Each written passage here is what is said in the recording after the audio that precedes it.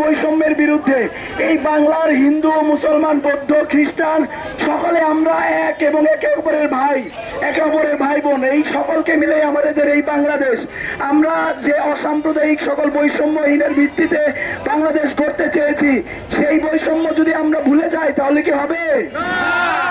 আমরা এই স্বাধীন বাংলায় অসাম্প্রদায়িক চেতনাকে ধারণ করে সকল সাম্প্রদায়িক সহিংসতাকে রুখে দিয়ে আমরা এই স্বাধীন বাংলায় সততা এবং ন্যায়ের ভিত্তিতে একটি বাংলাদেশ গড়তে এই বৈষম্য বিরোধী ছাত্র আন্দোলন শুরু থেকে এখন অব্দি এসেছে। আপনাদের সকলের কাছে অনুরোধ, আপনারা আশেপাশে যেখানে আছেন, মসজিদ, মন্দির, গির্জা, প্যাগোডা, যে যেখানে আছেন, আপনার সকল ধর্মাবলম্বী ভাই বোনেরা সেটা পাহারা দিবেন। সেইখানকার সকল ধর্মের মানুষকে আপনাদের আমাদের সকলের নিরাপত্তা দিতে হবে। এই নিরাপত্তা, এই দেশটা শুধু কারো একার না, এই দেশটা আমার আপনার সকলের সবার। আমাদের অনুরোধ থাকবে, যারা এই যে সহিংসতার সৃষ্টি করছে তাদেরকে একটু থামানোর চেষ্টা করে এবং এই বদনামটা যাতে কিন্তু ছাত্র সমাজের উপরে যাতে না আসে সেদিকে সবাই লক্ষ্য রাখা।